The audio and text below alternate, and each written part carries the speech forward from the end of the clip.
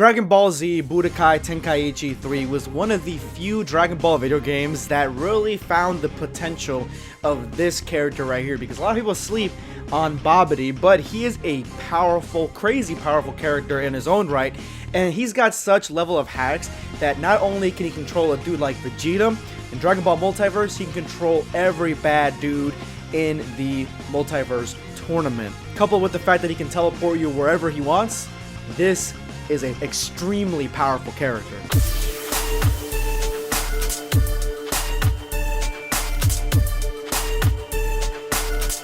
Know your place, worm. Prepare yourself. Damn Saiyan. Piccolo traps Cooler and Frieza in his special beam prison. This is where we left off in my last video talking about this chapter of Multiverse. If you guys want to go ahead and check that out, the link is going to be in the description below. At this point in the story, I thought that he used this technique to trap Frieza and Cooler, that way he can go off and help out other dudes, but it seems like I was completely wrong, because this special beam prison isn't meant to trap these dudes at all. It's meant to cut them up into Swiss cheese. The two rotating special beam cannons, they're cutting right through Cooler and Frieza. Now, no matter how durable these dudes are, they're not going to survive this sort of attack, and they end up getting mortally wounded. Cooler is really the only one that can kind of withstand this attack for very long, and tries to come at Piccolo once the cage is broken, but Piccolo ends him relatively quickly, and I gotta say, this is by far one of my favorite fights in this arc.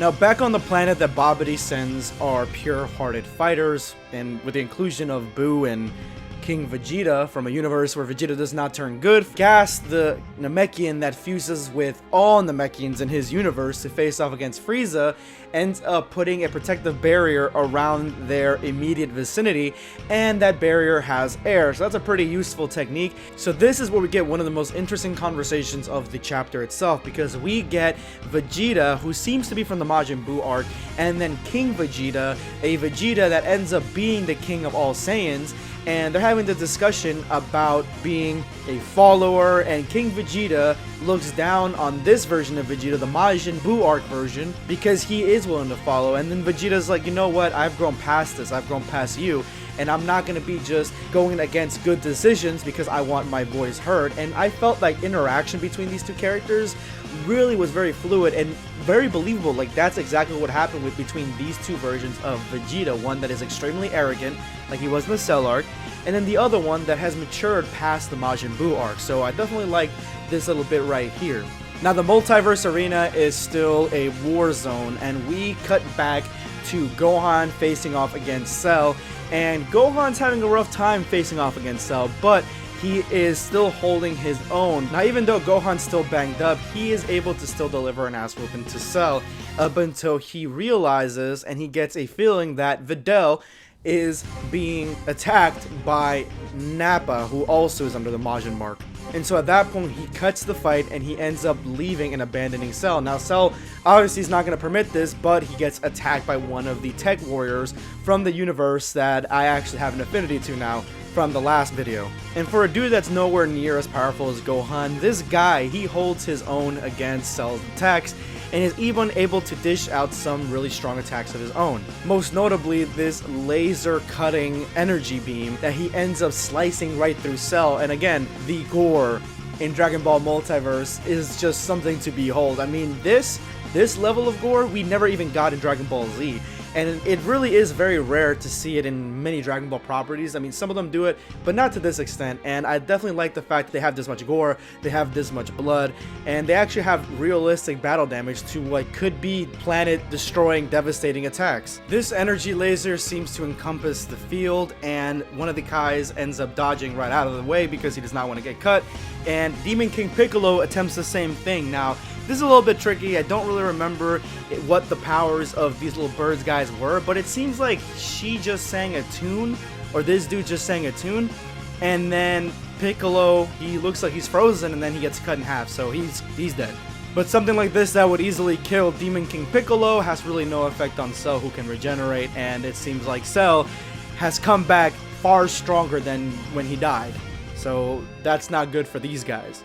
Someone else who is a lot stronger than they appear is the version of Goku that I was talking about in the last chapter that continued his evil deeds, and the one that Goten was facing off against. He got hit by that blast from the dude wearing the armor, so did Goten, and he survived. Now he's strangling Goten to death, so RIP Goten. We cut to Babidi, and he has Bardock under his control, and Gohan, the other version of Gohan, is still looking for him, and it seems like he's in the same room as him, but he cannot sense him because, again, Babidi's hacks make it so you cannot see him. He might be in like some sort of pocket dimension or something, similar to what Hit can do.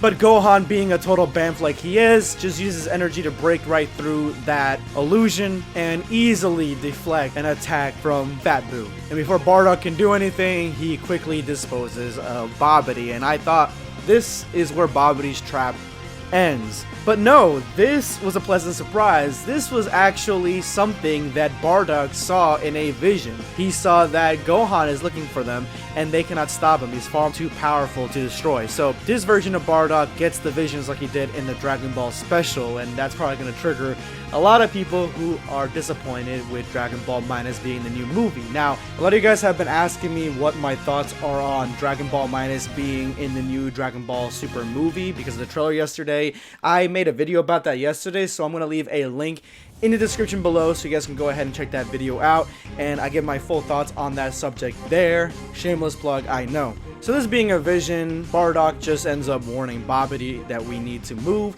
So they're playing this cat and mouse game in the apartments that all the contestants were eating and sleeping in. Now we cut to some of the weakest members in both Frieza and Cooler's army, and they're looking for any survivors that got left behind in these apartments, and they end up finding Krillin, who came from a universe where Tien and Yamcha are both androids. Now, Krillin, being far older and far more powerful than the one that we know, isn't fazed by these two weak-ass characters at all, and Yamcha and Tien end up disposing of them rather quickly. Unfortunately for Tien, as soon as he turns his back, one of the Majin Cell Juniors pops up behind him, and I'm pretty sure in the next chapter we're going to see his head flying off.